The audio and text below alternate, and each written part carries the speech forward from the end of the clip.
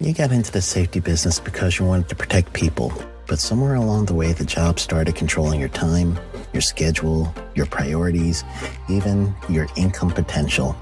What if the expertise you've built over the years in the field can give you something more? More freedom, more control, more ownership of your future. I'm Sheldon Primus, the author of 7 Steps to Starting a Profitable Safety Consulting Business and the host of the Safety Consultant Podcast, with more than 350 episodes helping safety professionals become consultants and grow their career. Consulting changed my life. In fact, I'm a full-time RVer, and one consulting contract paid for my home I live in today. Now, I help safety professionals build their own consulting practice through bi-weekly coaching calls, accountability, and personal guidance. But this program isn't for everyone. Start with the Consultant Readiness Audit at sheldon.coach. What if everything we thought we knew about safety was just interference? From the host of the Rated R Safety Show and the founder of Safety FM comes the complete Signal Transmission Trilogy, now available in one powerful edition. Safety, in my opinion, the book that started the conversation. Safety Mutation, where the boundaries of culture, systems, and belief begin to break. And now, Safety Transmission, the final piece of the signal. For the first time, all 3 books are together in one volume. The Signal Transmission Trilogy, Complete Edition. This isn't just about compliance. It's about consciousness. It's about decoding the way we think, lead, and live, inside and outside the system. Whether you've been following the signal since the beginning or you're just now tuning in, this is the version to own. Search Signal Trilogy on Amazon or visit safetyfm.com to get your copy now.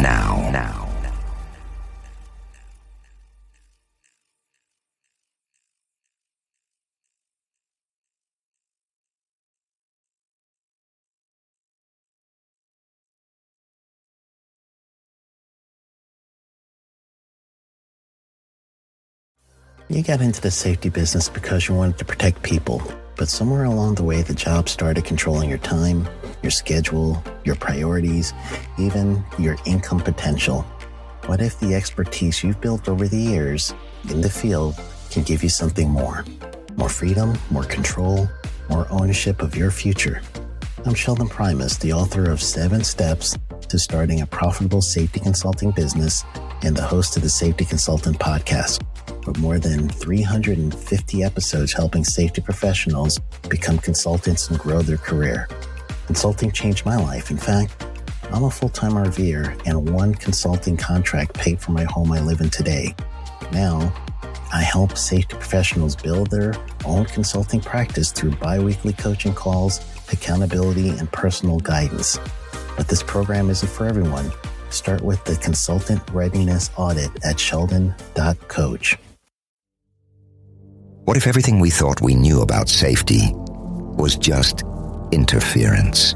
From the host of the Rated R Safety Show and the founder of Safety FM comes the complete Signal Transmission Trilogy, now available in one powerful edition. Safety, in my opinion, the book that started the conversation. Safety Mutation, where the boundaries of culture, systems, and belief begin to break. And now, Safety Transmission, the final piece of the signal. For the first time, all 3 books are together in one volume. The Signal Transmission Trilogy, Complete Edition. This isn't just about compliance. It's about consciousness. It's about decoding the way we think, lead, and live, inside and outside the system. Whether you've been following the signal since the beginning or you're just now tuning in, this is the version to own. Search Signal Trilogy on Amazon or visit safetyfm.com to get your copy now.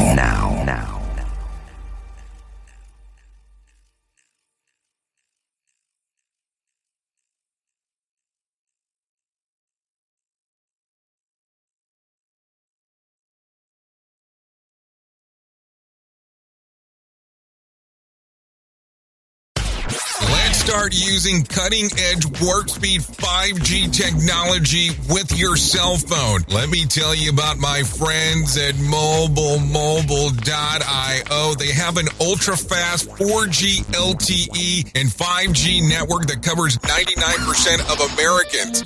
So they've got you covered everywhere. Think about it for a moment. You have the opportunity to take a test drive for 10 days with unlimited talk, text, and premium data. What is premium data? Premium data is an allotment of a cellular data that you receive from a higher priority on the network. You won't get throttled like you will with some of those, non-brand service providers. To find out more information, all you have to do is go to mobilemobile.io. That's mobilemobile.io to start your 10-day free trial.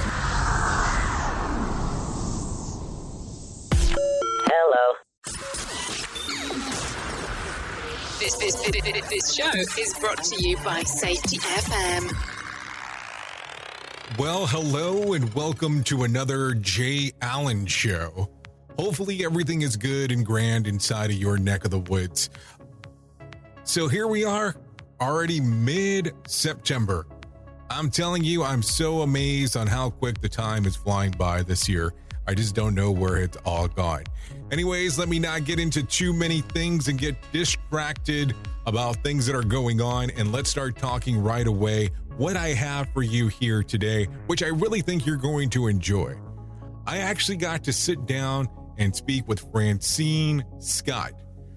Dr. Francene Scott received her PhD from the University of Indiana of Pennsylvania in Safety Sciences, her Master's of Public Health degree from the University of South Florida, and her Bachelor's of Science degree in Engineering and Technology, Occupational Safety and Health concentration from the Murray State University. Dr. Scott has over 25 years of professional safety experience and is featured in safety journals and publications that has been presented at many national safety industry events. So today we're going to sit down and talk to Dr. Scott. She has something that she has recently done that I really think that you're going to enjoy. Sit back and take a listen to the conversation between Dr. Francene Scott and myself here on The Jay Allen Show.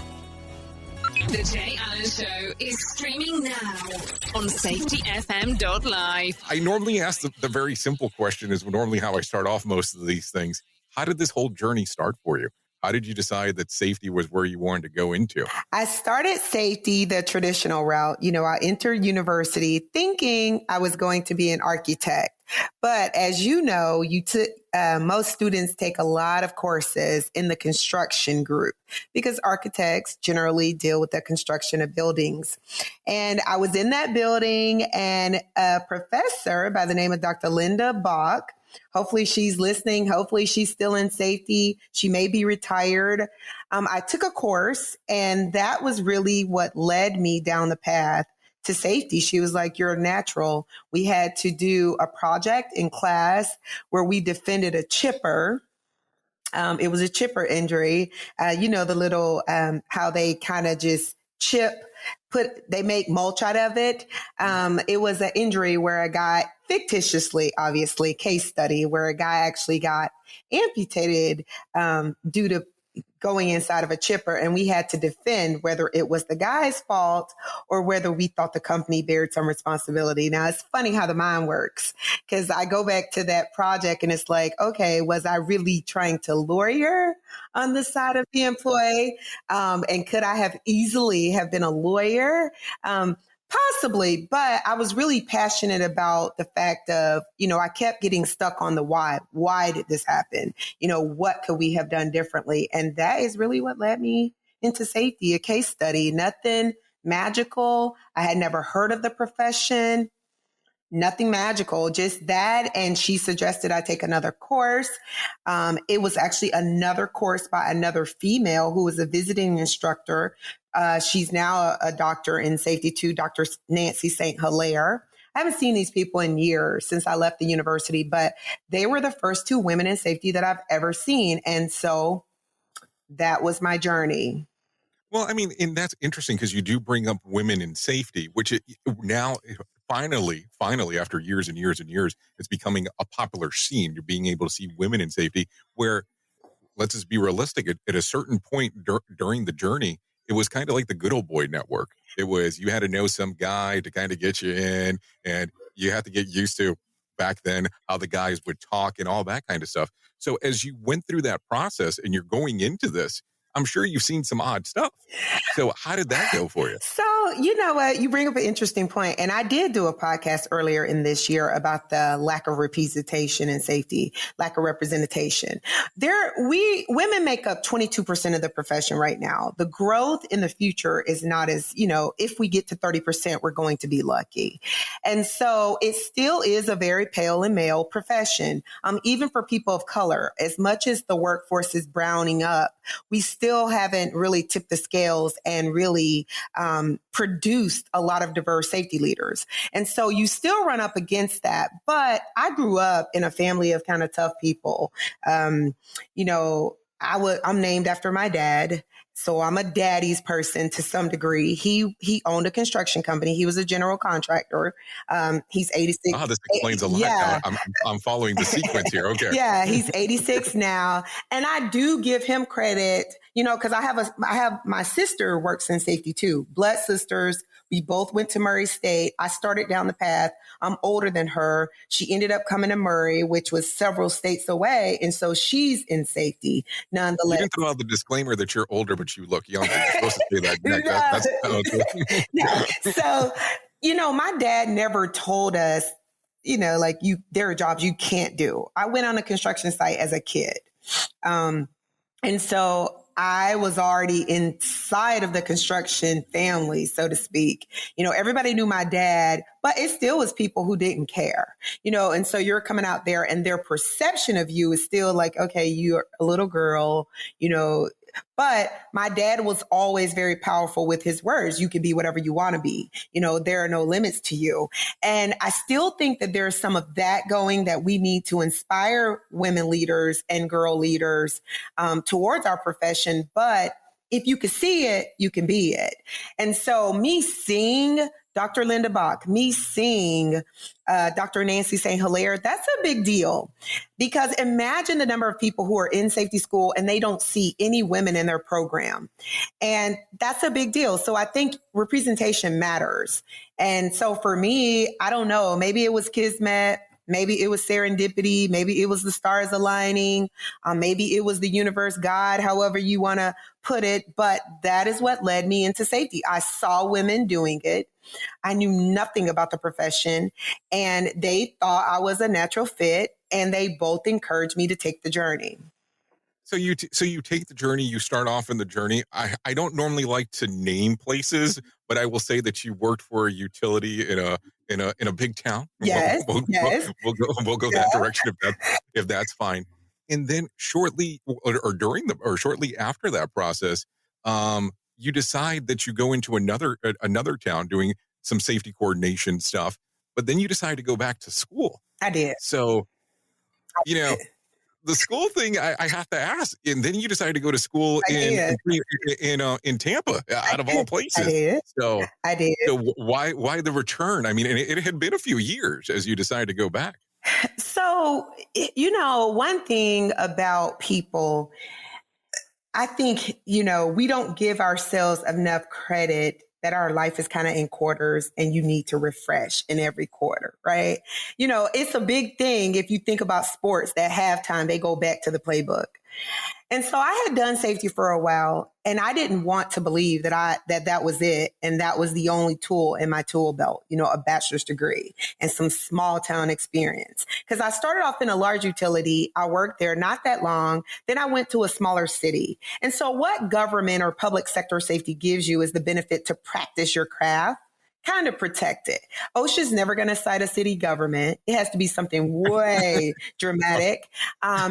I actually, at the time, something we can talk about now, which it wasn't socially acceptable. I had a family back then too. And so that worked for my life. But when I decided that I wanted to grow up in the profession, I knew that I couldn't just step back into profession and have people take me seriously. I did get my CSP young too. So I was rare in that too, because I've had my CSP almost 20 years. I've had my ASP over 20 years. I've had my CSP 18 going on 19 years. And so I had that, but I still wanted to be taken seriously. And what I found is why I went back to Tampa for their public health program is I didn't know enough about health. I thought I knew some stuff about safety and health, and I could tell you the nuts and bolts of safety. But as we talk about things like the pandemic, what's endemic, all this toxicology of different things, diseases, illnesses, things that people, chronic injuries and illnesses and exposures, you really needed that medical background. And that was not something that the bachelor's prepared me for. So for me, it was easy to say, you know what, if I'm going to play the long game in this, really, safety and public health should be together like they are now. They're in a marriage now. Even Harvard has a degree with both married. But they should have been married back in the day because we're responsible for people's health. So we give people tools to talk about the engineering controls and exposures, but we don't really educate them on the health and how, being at work could lead to a lot of chronic conditions that impact your health. And so I felt I wanted to be astute in that, not just say, hey, I'm protecting your health. And somebody said, well, what health are you protecting? Right. Well, I'm not sure, but I know that I am. That's yeah. But here you go into something that I love, and I'll tell you, a few years later after that, you go into transportation, and I'll tell you, I have a love for the transportation industry. So how do you decide to go from utility, public health, and then all of a sudden, and you have a huge position inside of this transportation company. Why the transition to that? Okay, so interesting. And I love transportation, and I'm not joking when I say that. No, what's interesting about, we live in a country, and sometimes I ask myself, do we really study the country that we live in? Transportation is the heartbeat of our nation. COVID really brought to light. Well, it was brought to light when I was a kid in college. There was a blizzard, and all our grocery stores ran out of food. So kind of let that sit with you, right? And so let's make sure that we clear up that you weren't in Florida at that time. No, I was in Murray. I was in Murray, Kentucky. And we got stuck in the blizzard. And I want to say it was of 1992 or something. It was around that time, 92, 93. It was a blizzard. And for like a week, all the roads were closed. And I actually got stuck in Murray because I couldn't get back to Florida. I couldn't get back to Maryland where my dad was. And so I was stuck. And my sister, this was her first year, so it had to be 93. And she cried, there's nothing for us to eat. You got me. You just called her out on the show. I'm just letting you know. So she, that was a lesson because I was like, my mom was like, y'all have money. Why are y'all not eating? Because in her mind, the stores had to have something. And we're like, the shelves are empty. And so money didn't matter because the products couldn't get to the people.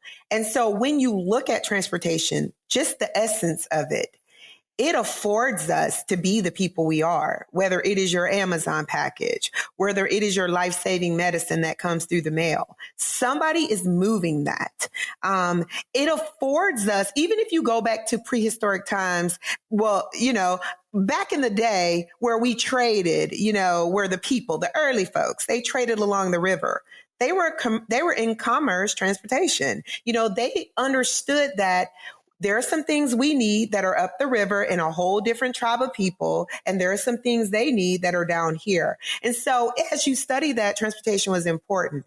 Another thing is, what job could you work on where there's not a piece of transportation? Utility, a big piece of us keeping the lights on, keeping the water on. We got to drive. There is nothing most people can do. Even if you're taking public transit, somebody is driving you. And so I ended up going into that. And I always look at these roles as roles of service. You learn something in my career is I've challenged myself by trying new industries. I'm one of those that to some degree, I'm addicted to the life cycle. Like I've published papers on different things, but that is what I say. I want to sit as a student and learn and be able to help. And so what that did was that opened up my eyes, and I was in mass transit. So we were moving people. And so, people, not packages, not people. packages. And so This thing that you transport can complain. That's the other interesting part about it. Yes. And a part that my resume really doesn't talk about is, because your resume can't tell everything about you, is there was a portion of that business dedicated to the transportation of the disabled community.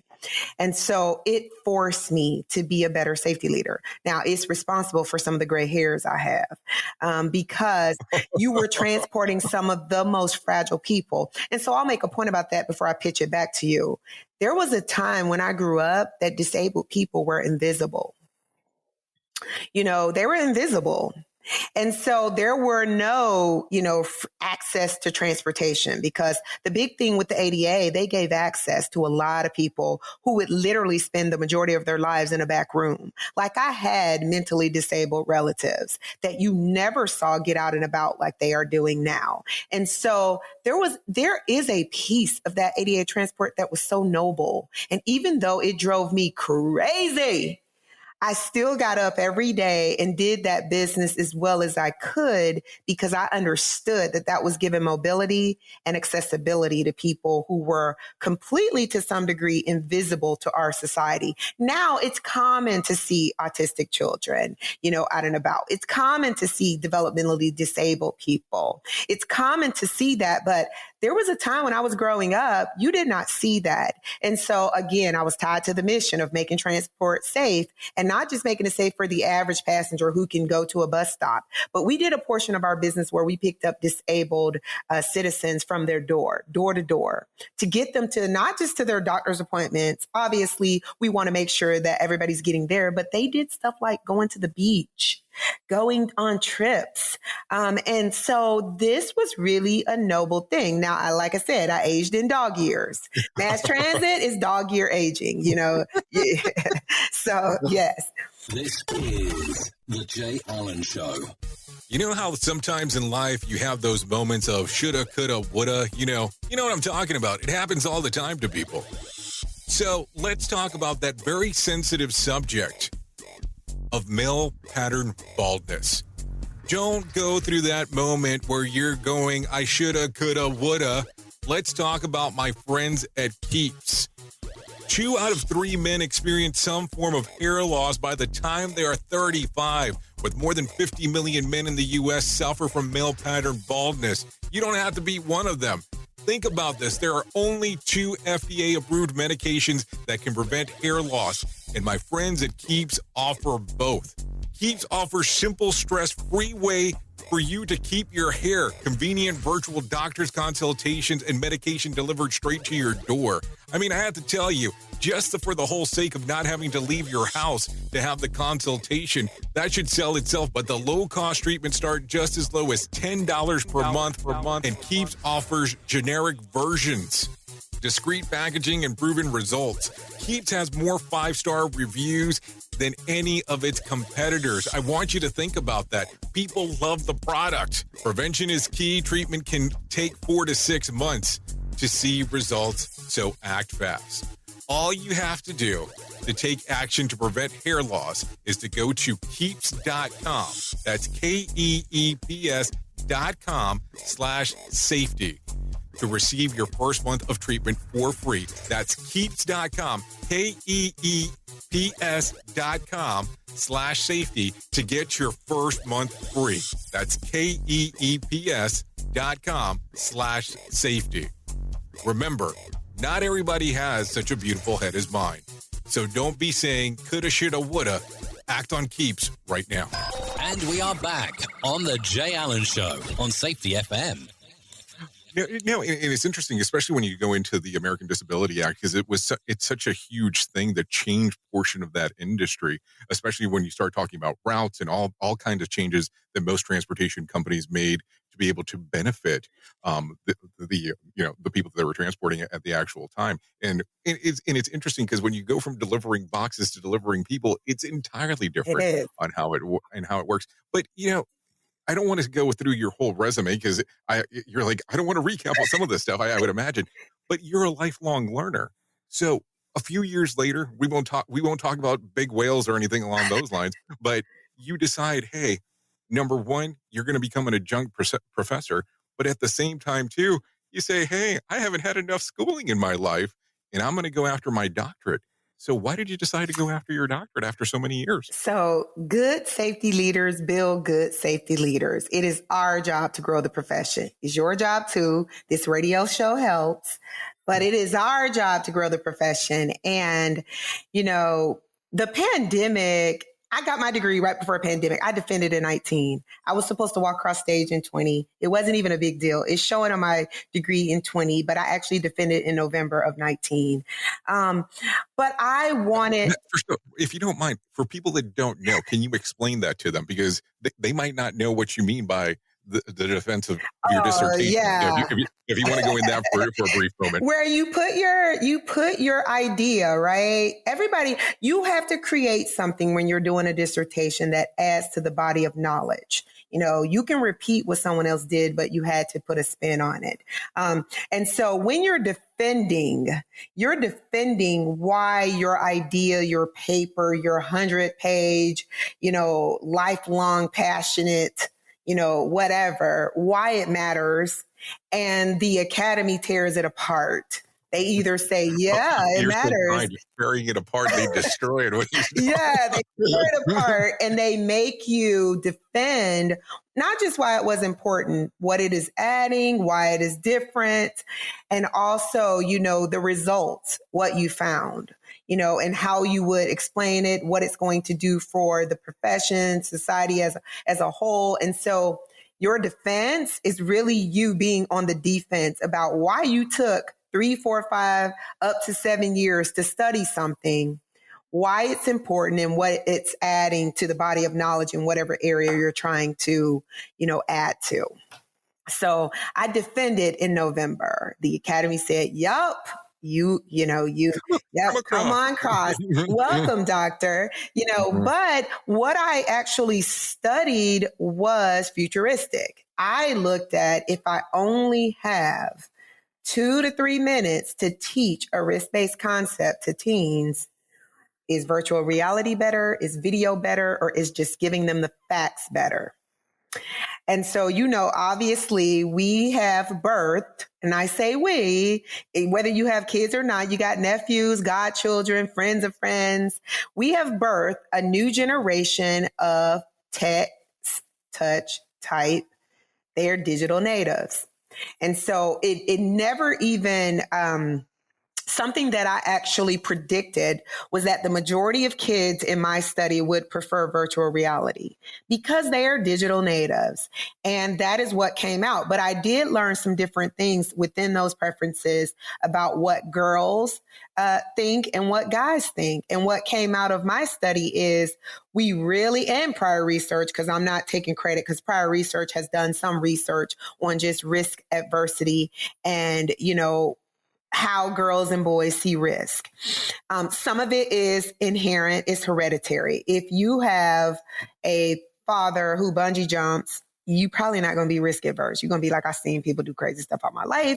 This is what we do, right. But if you have, now you don't want people to be too risk adverse because you got to be able to take calculated risk. Safety is about mitigating the risk and being able to take a risk, and understanding the potential outcomes, right? They're saying freedom from risk. I don't ever think you're free from risk because risk is everywhere and some risk is inherent in almost everything that we do, but you've calculated or counted up the cost of the risk. And so I was really interested in younger people because it's easier to save younger people than it is to save adults. There, I have said it. It's easier to save younger people than it is to save adults because you have what your experiences have told. I would put my applaud clap thing, but it might go a little bit too much. Yeah. You're right. You're spot on about that. And so I guess this kind of leads to the next question all at the same time. So during this process, is this when you start thinking about the book? Is this when you start thinking about Franny the Safety Nanny? Is this when you say, hey, I want to move forward with this? Is this around the same time? Or is this thought already, even occurring previous to this, or tell me I'm totally off on the timeline. No, you right along. So I did a podcast with Michael Taylor of the law firm Greenberg Torek early this year in February. It was during, Black History Month. He talked about the diversity of just the profession. And so we bantered back and forth, but it was a productive podcast and lots of listeners listened to it, but it was just big bets. We need to make big bets. The census data is telling us that we have birthed already the next generation of diverse workers. They're already born, right? Over the age of 5. And so we're going to have to diversify because representation matters. You take stuff, you can see it in your kids' friends. So I'm going somewhere with this. I tell my son something, it's great, but his friends tell him it's golden, right? And so, yes, you're definitely a parent. Yes. And so even in looking at age groups, representation matters. If young people co-sign something, young people co-sign something. And so it doesn't matter whatever adults think is cool. If their friends say, yep, it's cool, then it's sold. And so we know this to be true in everything. And so how it kind of led me to the book, I had that and then I talked and then I said, you know what, the pandemic forced me to put up or shut up. So during the pandemic, I didn't just write a book because I wrote this book in like an hour. No kidding. You're not supposed to say that out loud. Yeah. The pandemic forced me. It said, Fran, are you doing safety for just money? Or are you doing safety to make a difference? So hold on, people are going to start thinking there's money in safety all of a sudden. Oh yeah. So, so during the early pandemic, so many people were dying, and I don't want people to be sad, but COVID has just been, it has ravaged our society, not even just with the number of deaths, but the number of people it has left disabled, because we're not talking about that either, how it is, changing, you're seeing it in athletes. If you have time, go on HBO, look at Real Sports. Margaret does a story about some D1 athletes who had COVID and they're long haulers and they can't run, jog, and do whatever. And it's affecting a lot of women too. And so, but my mom was actually on a ventilator. Thank goodness she made it on this side of it. So during this, it spawned me and my sister into action. So a couple things happened. We handed out 2,000 face shields and masks to frontline workers. We geared up and we went out. It was very hard to get PPE, but we were fortunate enough to get it. So we did that. And then as I sat in the house, I started to get all these ideas. So I did Sisters of Safety because me and my sister are both in safety. So we went out and our goal was just to give out PPE. The next thing I did was I had always been saying I wanted to write a book. And so I give credit to Dr. Sadeh, who is my publisher at Priceless Publishing, but I also give it to a young lady named Dana Bolden because she wrote a book for her daughter and she published it. And I ended up seeing the book, buying the book. And I was like, why can't I write my Franny the Safety Nanny? I had already had her named. And, you put that on your to-do list and then you kind of realize life is fragile. And so I needed to get along doing that. So I wrote the book. My husband didn't think I was going to be able to write it in a day. I was like, I'm done. And he's like, you're lying. He's like, you're lying. So I read the book to him and he's like, you wrote that. I was like, Google me, put it through Verify. I did not plagiarize. I wrote this book. And so that was a piece of it. And then guess what else I did? I started SWOC, Safety Women of Color. And so I did 3 things during this pandemic because I wanted to say either you're busy contributing or you're standing on the wall waiting for someone else to do it. And so that's kind of how Franny became alive. And now people are asking me, what is Franny's next? And the other night I woke up and wrote a whole little thing about the giggles and germs, about how we're going to use, how the germs have forced us to take a lot of the joy and the smiles away, even in our family and children, but how we can all work together using Franny's magical PPE to bring the giggles back. And so but let's backtrack though. Let's backtrack for just one moment. So when you come up with a book idea, you do the book, you write the book, you do it over a period of time because you were already thinking about it. You just put it down on paper in an hour. But when you decide, I know what I want illustration wise, because there's a lot more to it as well. How do you decide that this is what you're going to do? And then did you already have a publisher that you were thinking, hey, this is what I want to work with? Okay. I'm just trying to figure it out. So there's a lot of stuff here. So sure. Dr. Sadeh actually published she published Dana's book. And Dana so graciously, because people really they sleep on the power of social media, right? I'm a weak social media person. Up until now, Franny has her own persona, so she needs help. But I wasn't really all into social because I was so into the life of, I thought, my life, right? And so I wrote this down. I saw the book. I saw Dana. Dana so graciously was like, call Dr. Sadeh. Dr. Sadeh, really, she got her PhD and she self-published her books. And now she has a full-on publishing company where she's publishing books. And she was like, Fran, I can help you. And that was just how simple it was. It was boom, just like that. And so maybe it was Kismet, maybe it was the stars aligning, but Priceless Publishing published my book. And she's like, yep, we can help you. And so how did you decide what the illustration, how did you know what the illustrations were going to look like and all that stuff? I told her I wanted diverse kids. I wanted my book to be to reflect all kids, I really fixated on just our hair because the pandemic has allowed me to be my full. Hold on, I have no doubt. It has allowed me to be my full authentic self. And I wanted kids to run the gamut. I have every type of girl in my book, and so that is really who I am, and I'm embracing that. And that we talked through it. She saw the vision. She probably said, Fran, it's getting on my nerves, because I would go back and say, could you make this girl looks like this? Could you put the heart here? Could you do this? And I grew up with imaginary friends, right? We don't talk enough about imaginary friends and people dreaming. And I know we grew up, we would see the little devil on the shoulder and the little angel. Yeah. And I still do. What are you talking about? And so Franny is really just an imaginary nanny. And so I did get some pushback from a couple professional safety women. I've spent my whole career not wanting to be called a nanny. It's like, stop, this is for kids. And she's imaginary, right? Because in the end of the book, it says Franny wants kids to be safe and to be sound. But Franny understands she can't always be around. So she leaves them her cap, which has magical powers, and a safety roadmap, and tells them to call her with a small heart tap. By tapping their hearts, they immediately see Franny is here and she looks just like me. So safety needs to be inside of our kids. We need to repetitively use marketing to give kids the messages that we want them to live on.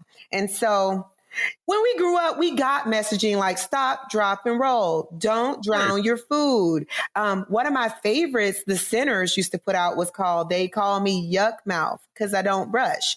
And back then, even now, because you're looking at TV now, you see wear your mask. The other day, I saw something for vaccine. And Subaru does it when they talk about the safety of their cars. But we don't market safe principles enough.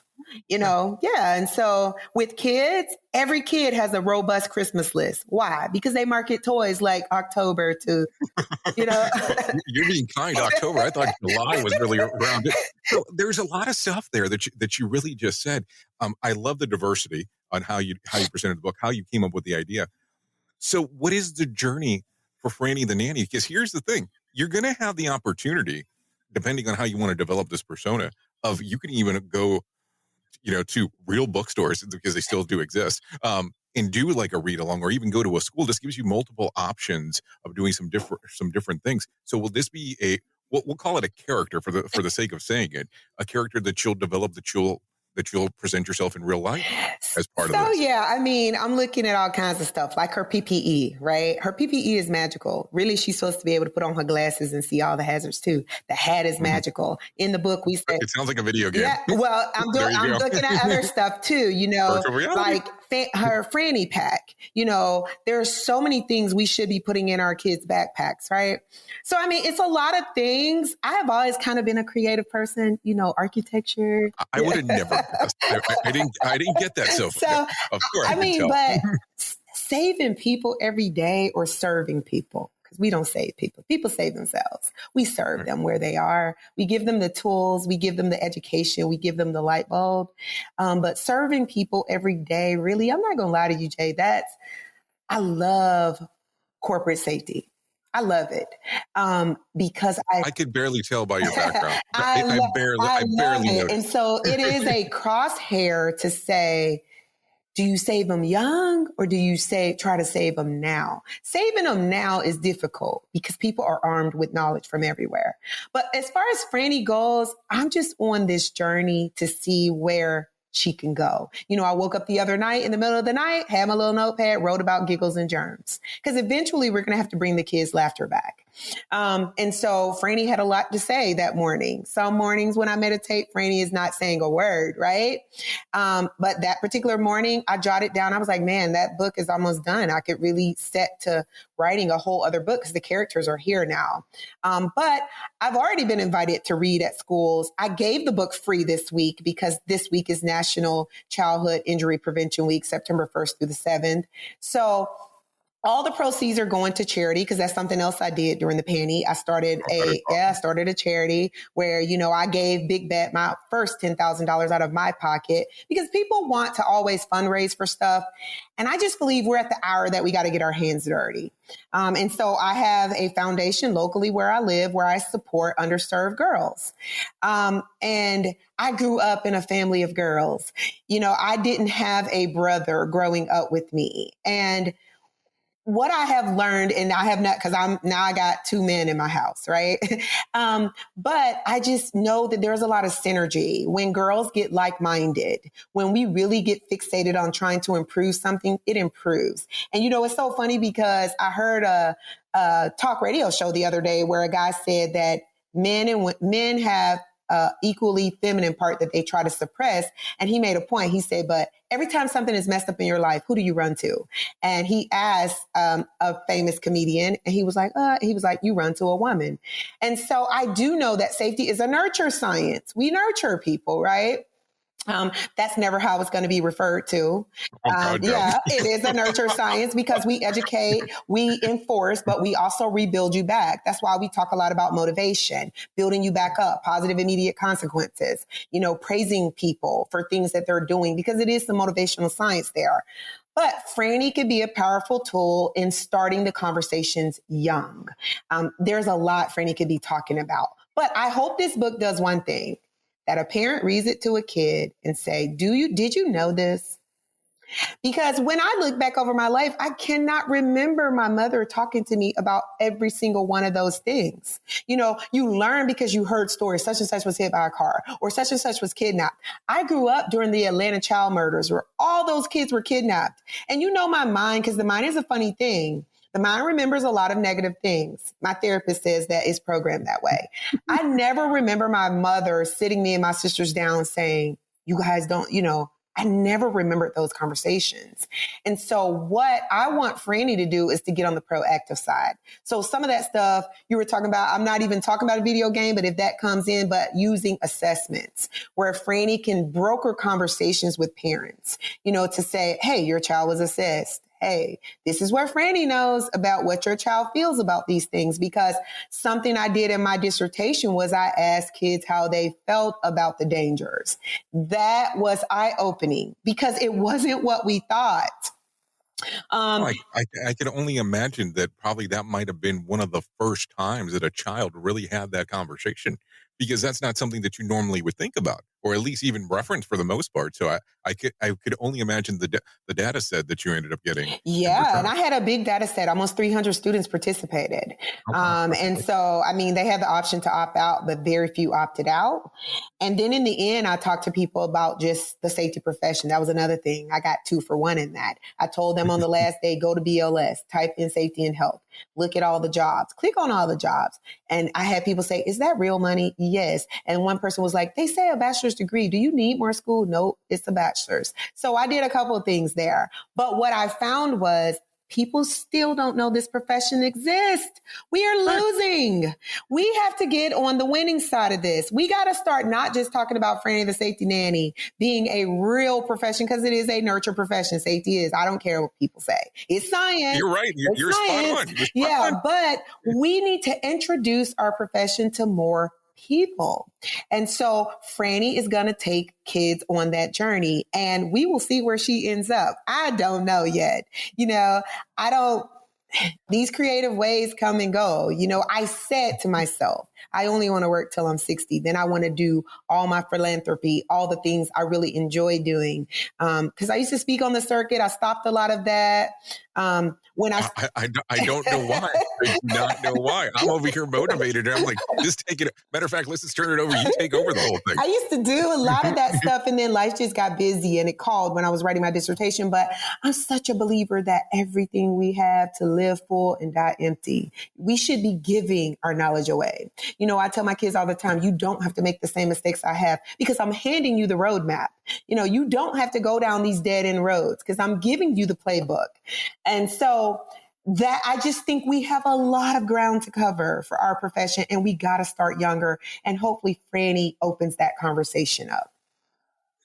Well, Francene, let me ask a couple of weird questions. If people want to know more about you and about Franny the Nanny, where can they find out more info? Okay, so if you go to Amazon, Barnes & Noble, because she's being sold on those, you can look up the author page. You'll see contact information. I've already got a couple schools say, hey, Fran, do you charge to come read in person? Like, no way.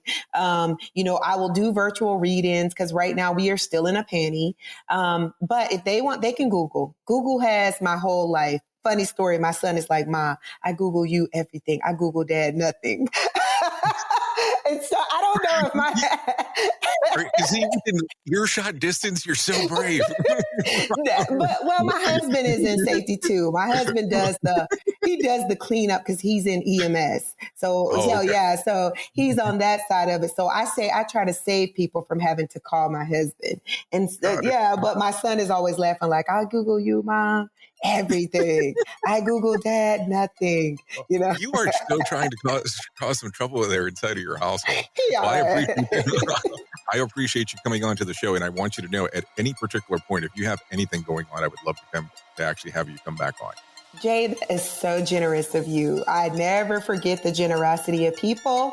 I'm just happy and honored that you brought me on for my book. And I hope that people get their free download before the 5th. Have 2 more days. Don't click the Kindle Unlimited. Click shop all formats and just click the Kindle for the $0 because it will go off free sale on the 6th. And I hope that people broker these conversations with their kids. And if Franny does anything else and makes any unique appearances, I'll definitely pitch back on to you first, Jay. Thank you so much for having me. You're too kind. Want more of The Jay Allen Show? Go to safetyfm.com. The views and opinions expressed on this podcast are those of the host and its guest and do not necessarily reflect the official policy or position of the company. Examples of analysis discussed within this podcast are only examples. They should not be utilized in the real world as the only solution available, as they are based only on very limited and dated open source information. Assumptions made within this analysis are not reflective of the position of the company. No part of this podcast may be reproduced, stored in a retrieval system, or transmitted in any form or by any means, mechanical, electronic, recording, or otherwise, without prior written permission of the creator of the podcast, Jay Allen. Hey, are you tired of hanging around and talking about safety in a boring kind of format? Well, I got something for you. If you haven't hung out with us yet at safetyfm.com, I'm going to encourage you to do so. Yeah, if you come out to Safety FM, you can come hang out with all kinds of safety professionals. Some are safety professionals, some are just people that are talking about safety. But we want to do it in a format that makes it fun and entertaining. If you're kind of trying to figure out what the FM portion is, well, we're a radio station and also a podcast network. You can come out, hang out, and listen to my show, The Jay Allen Show. You can listen to Todd Conklin with the pre-accident investigation, Blaine J. Hoffman with the Safety Pro, the Hop Nerd, Sam Goodman, just to name a few on what could be found on the station. Different things for different people, trying to bring safety in an entertaining form. SafetyFM.com. Go to the website, download the app, and carry it with you all day long. SafetyFM.com. We'll be waiting for you. So, do you feel like you're missing out on what everyone is starting to do now, that live streaming thing, and you don't know where to start or what to do? I have the resource and the information to provide to you in regards on how you can stream onto 40 social media platforms all at one time. Yes, that's 40 social media platforms all at one time. All you'll need to do is go to safetyfm.com/one. That's safetyfm.com/one. That's ONE. So just in case, and you'll be able to start live streaming just like you're hearing people starting to do right now, up to 40 social media platforms. You got into the safety business because you wanted to protect people, but somewhere along the way, the job started controlling your time, your schedule, your priorities, even your income potential. What if the expertise you've built over the years in the field can give you something more? More freedom, more control, more ownership of your future. I'm Sheldon Primus, the author of 7 Steps to Starting a Profitable Safety Consulting Business and the host of the Safety Consultant Podcast, with more than 350 episodes helping safety professionals become consultants and grow their career. Consulting changed my life. In fact, I'm a full-time RVer, and one consulting contract paid for my home I live in today. Now, I help safety professionals build their own consulting practice through bi-weekly coaching calls, accountability, and personal guidance. But this program isn't for everyone. Start with the Consultant Readiness Audit at sheldon.coach. What if everything we thought we knew about safety was just interference? From the host of the Rated R Safety Show and the founder of Safety FM comes the complete signal transmission trilogy, now available in one powerful edition. Safety, in my opinion, the book that started the conversation. Safety Mutation, where the boundaries of culture, systems, and belief begin to break. And now, Safety Transmission, the final piece of the signal. For the first time, all 3 books are together in one volume. The Signal Transmission Trilogy, Complete Edition. This isn't just about compliance. It's about consciousness. It's about decoding the way we think, lead, and live, inside and outside the system. Whether you've been following the signal since the beginning or you're just now tuning in, this is the version to own. Search Signal Trilogy on Amazon or visit safetyfm.com to get your copy now.